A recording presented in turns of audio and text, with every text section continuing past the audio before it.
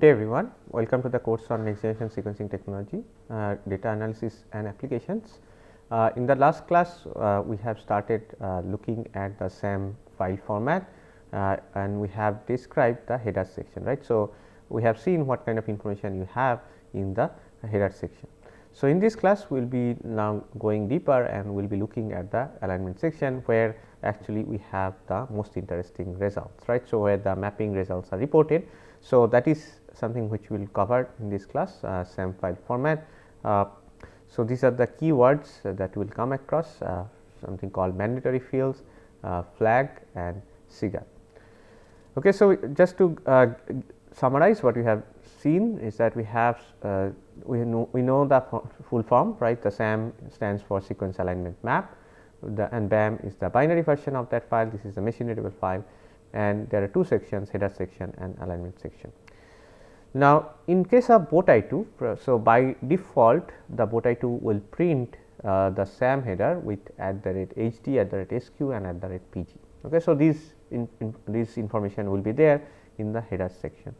Now, sometimes what you will see, right, if you have a lot of information in the header section, it might be difficult to actually look at the alignment section. Okay, so what we can do is that we can remove this header section when we are running BOTI2. Okay, so BOTI2 gives us that option as well, and you can do this by this running these options minus no head, minus no SQ when you are running BOTI2. Okay, and we can do that right before we actually start going into the alignment section, because the header section could be a bit distracting. So, let's do that. Let's run this and then we can see right how this will change the output file. Okay.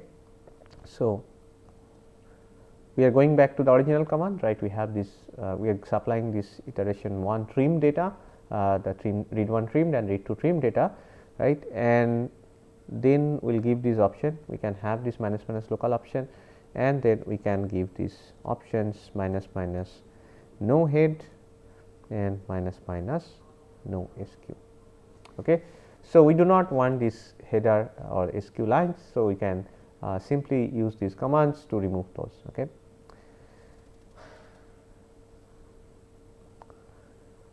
Okay, so, it will run and we will see the output file, and you will see there is no header line, and it looks clean, right. So, in some cases this might be useful for you. Okay, because if you are doing the alignment yourself, right, you know what this reference genome is, right, what is the length of this reference sequence and which program you are using, etc. These are known to you. So, you are not getting any new information, right. So, maybe having this header line does not make sense in your case. Okay. So, let us look at this output file now once we have removed this header, and you can see we come in the alignment section straight away. Okay. We do not have any header, right. So, you can go to the first line of this file using this :1 command in VI, and you can see there is no header. Okay. We are looking at the alignments. Okay.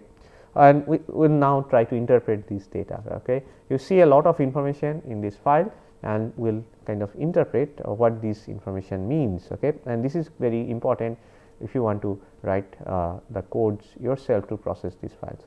Okay. So, we will go back to the presentation and I will introduce these terms, and then we can come back to this file and have a look. Okay. What kind of information we have in the actual results, and how do you interpret that result, right.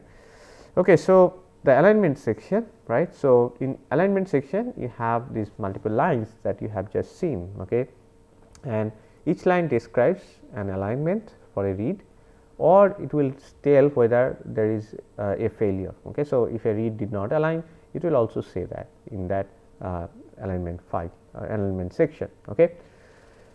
And one thing we should remember is that alignment of all map reads are represented on the forward genomic strand, right. So, this is by convention, and if you have reads that map to reverse strand, so in this alignment section they will be provided as reverse complemented.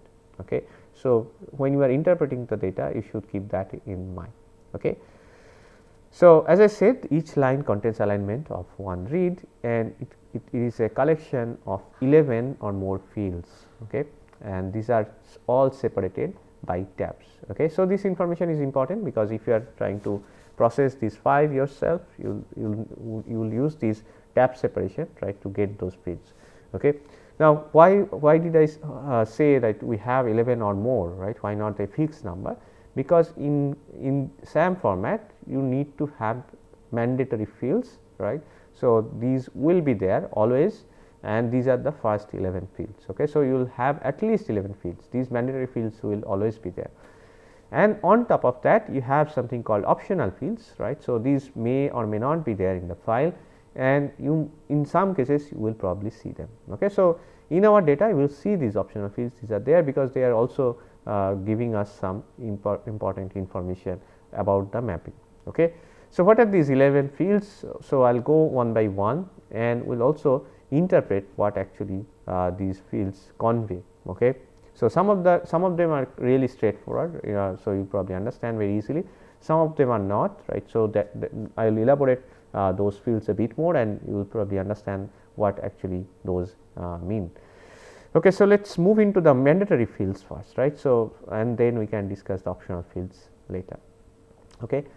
So, the field 1 in the compulsory or the mandatory fields is something called Q name, right. So, this is how we denote this by capital Q name, right. So, all in capital, right, and this actually mentions the name of the aligned read, right. So, this name actually comes from the FASTQ file, right. So, you have seen that we have some header and we have name of the read, okay, and that is copied in here. Okay. So, we can actually now tally, right, between the FASTQ file and see which read actually mapped where.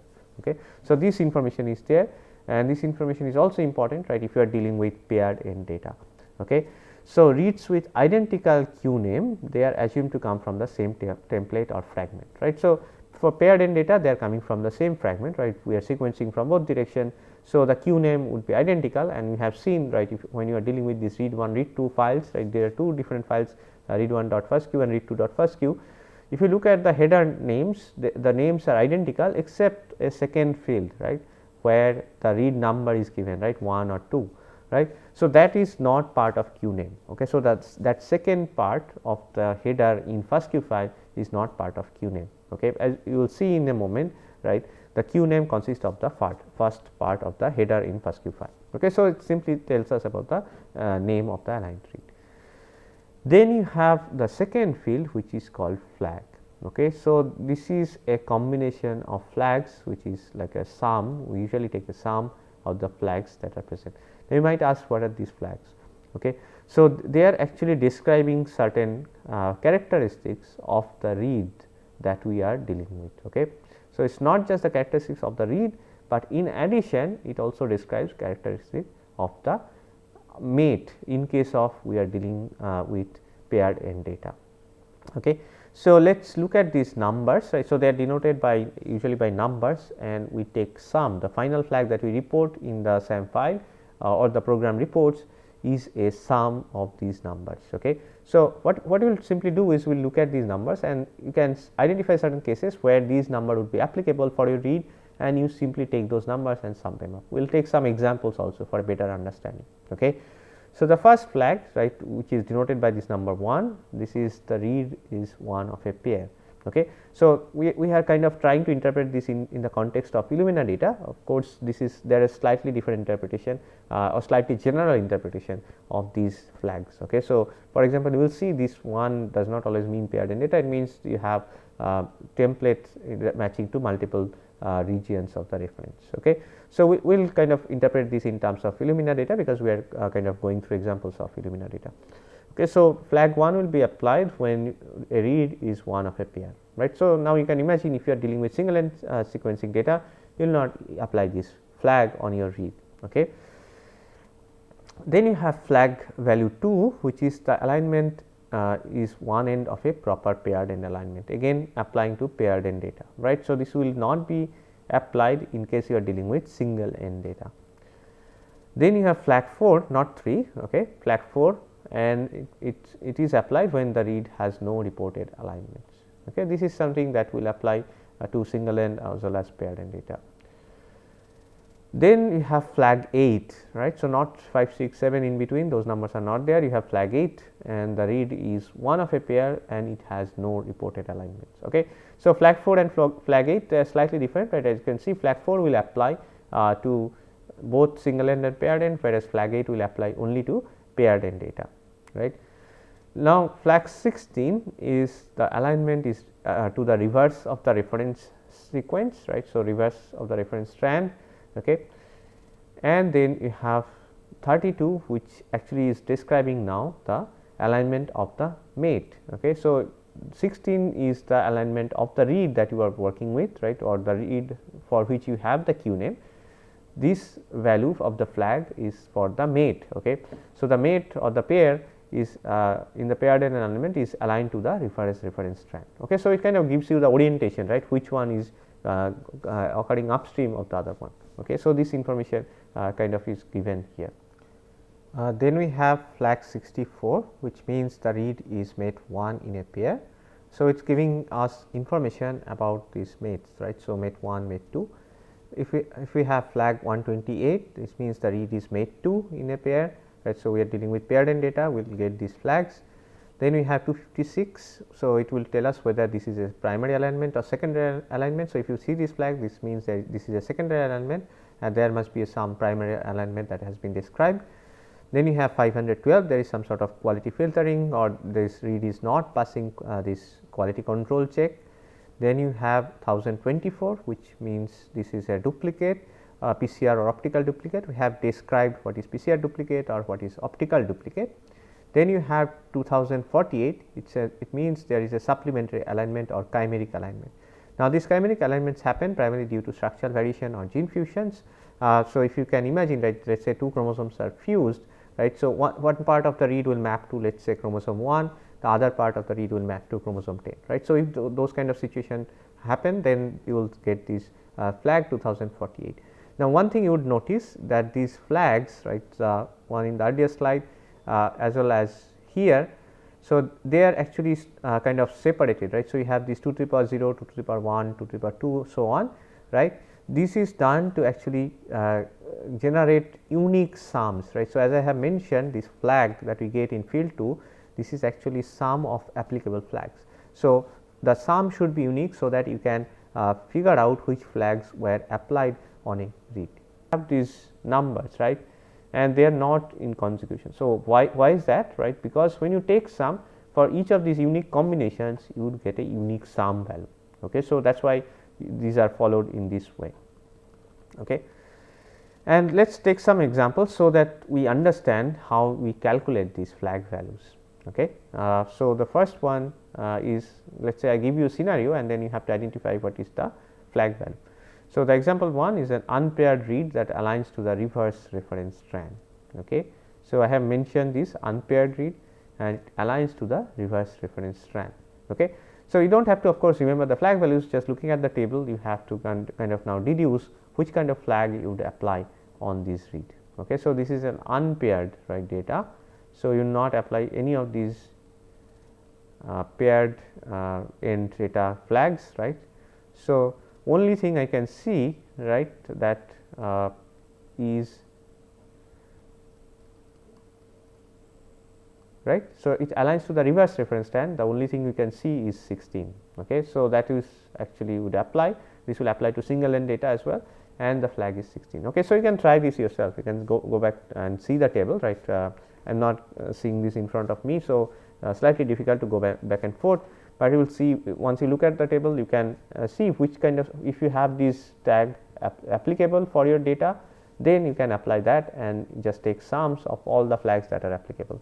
Okay. So, let us take a second example where you can apply multiple flags and that then it will be clear, right, what is the final flag.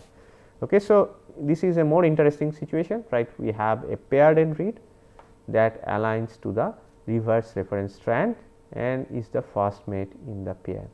Okay. So, there is a lot of information, it is a paired end data, means there will be a lot of flags that could be applicable, right. It also it gives that information that this read aligns to the reverse reference strand. Okay. So, if you go back to the table, I am not going to do that, but you can check the table and you can apply the appropriate flags and you will see the flag will be 83, which will be 64 plus 16 plus 2 plus 1. Okay. So, all these flags, this 64, 16, 2, 1, these flags are applicable in this situation for this read, and you just take sum of these and you get this flag value of 83. Okay. So, you can now actually do that yourself, right, and you can interpret the data, and the sum will be unique depending on the combinations that you use.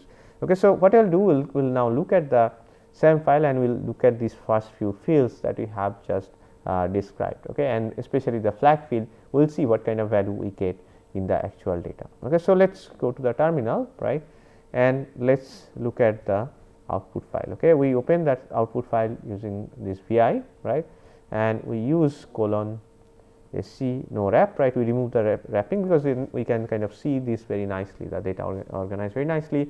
On the first column you have the queue name, right, this is the read name, right.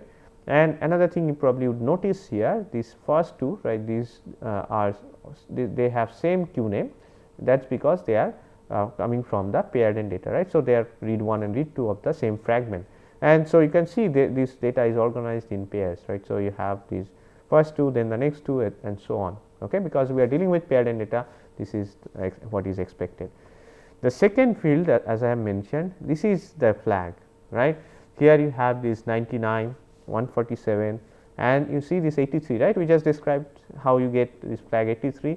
So, you see this flag 83, then you have 163, etc. So, again depending on the situation, right, you can calculate this flag value, which will be sum of all the applicable flags for the read that you are working with. Okay. So, this kind of gives you the gives you a feel for the real flag values that you have. Okay. We can go down and you will see you have only few combinations around, right, and that is generated by the method that we just described. Okay. So, we can now go back, we will keep this open, but we can go back now to the presentation and look at the other fields after this flag. Okay. So, we have described the field 1 and 2. Now, we can go back to field 3, right. So, field 3 actually describes now the something called R name. Okay. So, this is the name of the reference sequence where alignment occurs. Okay. So, reference sequence means if you, depending on the data, whether actually this is stored as chromosomal data, right. So, it will give you the chromosome name, right. So, in the FASTA format file that we used in the mapping process, we have the chromosome name or chromosome number or chromosome ID, some sort of ID. So, here in R name it will just give that chromosome ID, and then you will also have a field that will give you the position, right. So, what you will see is that if you have this @SQ header line. So, we have removed that now, but you have seen this R name will be one of the values. Okay. It is there. So, this is the sequence name. So, as @SQSN it will be mentioned, this R name value will be mentioned. So, if it is let us say chromosome 1, you will have a header line saying @SQSN chromosome 1, right. You have seen this example that we have just that I just showed you, right, with the header. Okay. So, in addition you also will have this @SQLN, right. It was there and that was giving the chromosome size, right. So, that will give you the chromosome size, length of the chromosomes, etc. Okay. So, for unmapped reads you will not see an R name, right. So, because there is no mapping, so the R name will have a value of star. Okay. So, if you see the star means this read did not align against the reference sequence. Okay. So, after this reference name, what is expected is the position, right. So, you want to know the position in the reference sequence, and that is what field 4 gives you. Okay. So, this is the something called POS or the position, and this is a one based positioning system in the forward reference strand. So, as I mentioned when I started with the alignment section, I just mentioned all alignments are given with respect to the forward reference strand, right, and this is a one based positioning system. So, I will explain in the next slide what is this one based position system. Okay. And it gives the location where the leftmost character of the alignment occurs. Okay. So, in the reference sequence where the leftmost character of the read occurs in the reference sequence, that is the position that we get in this POS. Okay. And this is set to 0 if you have unmapped reads. Okay. So, if a read did not align, you will get this to 0. Okay. So, just to clarify, right, this is what you will get, this is the position. So, if you have this read 1, read 2, if you are describing the results for read 1, it will give you this position, right. So, the leftmost position here. Okay. All right. So, here is the position, right. This position will be given in the POS field. Okay. So, this is the fourth field. Now, you might ask like what is this one base positioning system or one base coordinate system. Okay. So, this is a coordinate system where the first base of a sequence is numbered 1, right. So, you might be kind of wondering why we have to explain this, why 1 based and so on, because there is something called a 0 based coordinate system that we use in many cases. Okay. So, this is something that we have to explicitly clarify, right, because otherwise you might have problem with interpreting the exact location of this field, right. So, you might actually make some mistakes there. So, this is a coordinate system where the first base will be numbered 1, okay, and this is denoted in, if you are working with this kind of one base system, it will be denoted by these closed brackets. Okay. So, for example, if you have a region between 5 to 9 base inclusive, this will be denoted by this 5 9 closed bracket. So, notice this one here, because you will see in case of 0 coordinate system, this will not be closed, this will be a different sign. Okay. And this SAM file, VCF formats and GFF formats. So, these are VCF and GFF, these are other formats. So, for example, we will come to VCF format later on and GFF format also when you talk about gene ontology. So, they use this one based coordinate system. Okay. So, it is good to know that these files use one based coordinate system, because if you when you are using these files, you need to keep that in mind. Okay. And as I mentioned, there is a 0 based coordinate system where the first base of a sequence is numbered 0. Okay. Instead of starting from 1, you start from 0, and if you are familiar with programming, we see like in some cases we actually start counting with 0, not with 1. Okay. So, this is where this system uses the same kind of idea, you have 0 based system. Okay. And if you have this, right, in your system, you have this between the same example where between 5th and 9th base inclusive, in 0 based system this will be denoted by 5 9 with this open bracket, okay, not the closed bracket or the third bracket. Okay. And then BAM and BAID formats as well as there are other ones, right, they use this 0 based coordinate system, right. Again, this is important to know if you are working with these files and you are writing codes to extract data from this.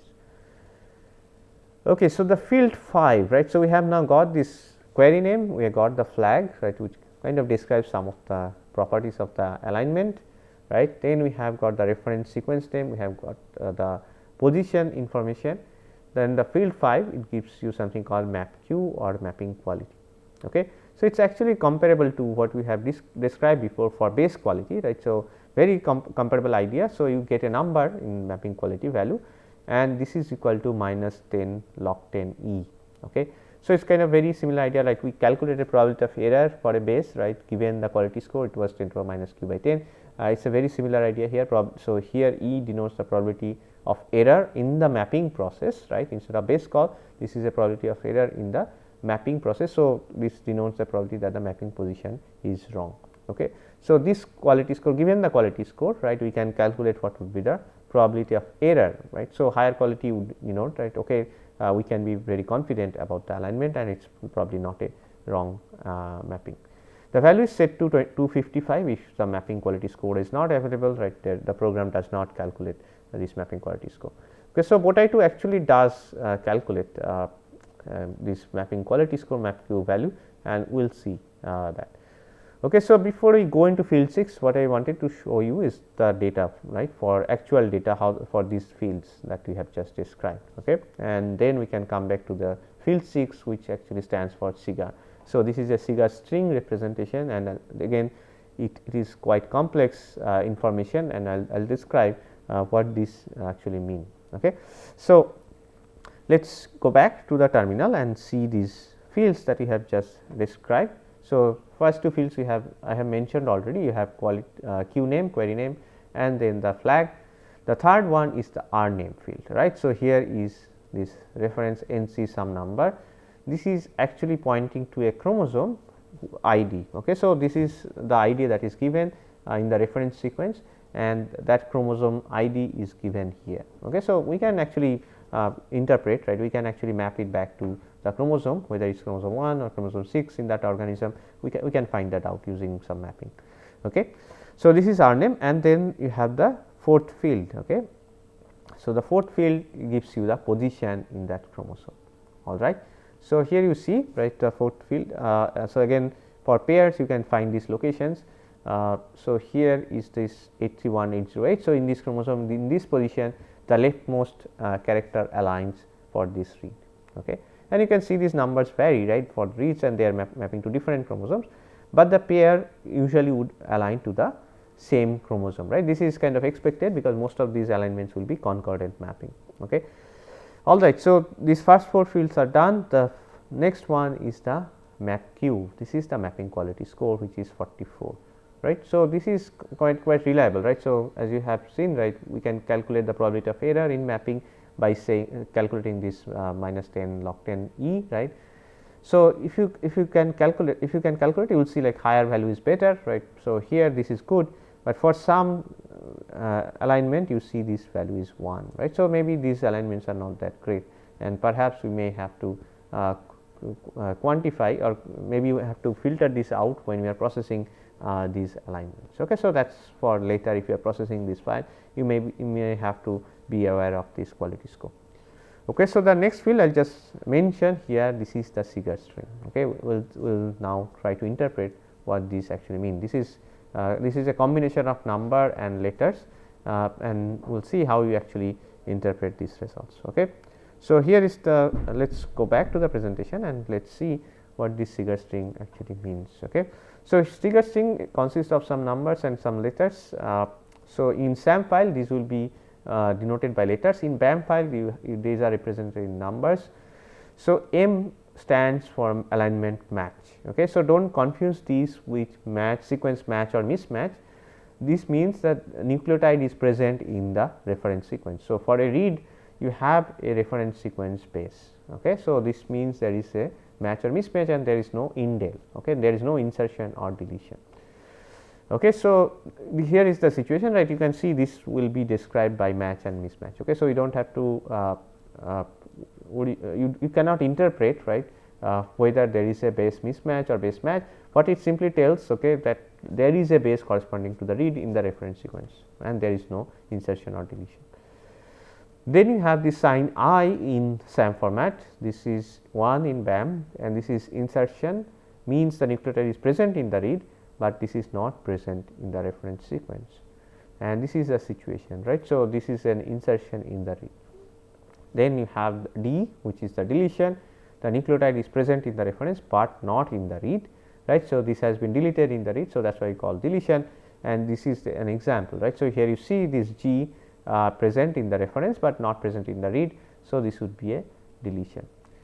Then you have something called N, okay, which is the skip region from the reference, okay. So, this is a region that is not present in the read, okay. In case of RNA sequencing data, you will see this situation where we can interpret this N means there is an intron, right. So, you can have this kind of gapped alignment, right, or split alignment, where you have these two parts, right, two exons aligning to slightly different positions, right, slightly apart in the reference sequence, right, and you can have these N or the skip regions, okay. So, in that case you will have these N values. Then you have this concept of soft clipping or S, right. So, what is this soft clipping? Okay. So, this will appear when you are doing local alignment, and these bases are not used for alignment, okay, and this will appear mostly at the end of the read most of the time, okay. So, this is present in the read sequence, but and also they are shown in the SAM file, right. They are part of the read sequence and also shown in the SAM file, okay. Why do we worry about this? Because there is something called hard clipping, which is denoted by H, okay. So, again this applies to local alignment, and these bases are not used for alignment, but then these sequences are also removed from the read sequence that is shown in the SAM file, okay. There is a final concept which is called the padded alignment, right. So, this gives us an idea about how inserted sequence in the reads affect alignment against each other, okay. So, this will take a bit of explanation, right. What is this padding, or what do I mean by padded alignment? So, padding gives us an idea about how inserted sequence in the reads affect alignment against each other, okay. So, it is not comparing in the reference sequence, because in the reference sequence these bases are not present at all, right. So, let us take this example and then it would be clear. So, imagine this example where you have this reference sequence. So, star means gaps, right. So, there is no gap, there is no base in there. In the read 1 you have this insertion, right, GA, but in read 2 we see only one base A, we do not see G, right. So, we have this star, and in read 3 we do not see any of these inserted bases. So, we just see stars, right. So, if in SIGAR what we will show is that 8M, 2I, 9M, and so this means in the first read we have two insertions corresponding to the reference. In read 2, read 3, right, there is padding, right. So, the first base here in read 2, what you will see is that is not present, right. So, we can use something called 1P, this is a one base padding, then you have this one base insertion, right. In the read 3 example there is no insertion. So, this will be used as two base padding, right. So, 2P. Okay. So, we can actually kind of also look at this a bit carefully when you actually look at the data, right, how this actually is interpreted. Okay. So, we have again this equal sign, which means sequence match, and finally, we have X, which is called the sequence mismatch. Okay. So, well in the next class we will actually look at some of the actual SIGAR strings. So, I have just very briefly or very quickly showed you, okay, this is the column that shows the SIGAR string, but we will try to interpret in the real data in the next class. Okay, so, these are the reference that I used for this class, and then to summarize, we have now learned about this SAM file format. We have looked into the header section in the last class, and we have started looking at the alignment section. We have not completed because there are 4 more fields that are present, and we will describe those in the next class. And alignment section, as I mentioned, there are 11 mandatory fields that will always be present in a SAM file, and then you can also have some optional fields. Okay. And these mandatory fields, they describe mapping of a read and also about its mate in case of paired sequencing, and we will actually look at the second part in the next class. Thank you.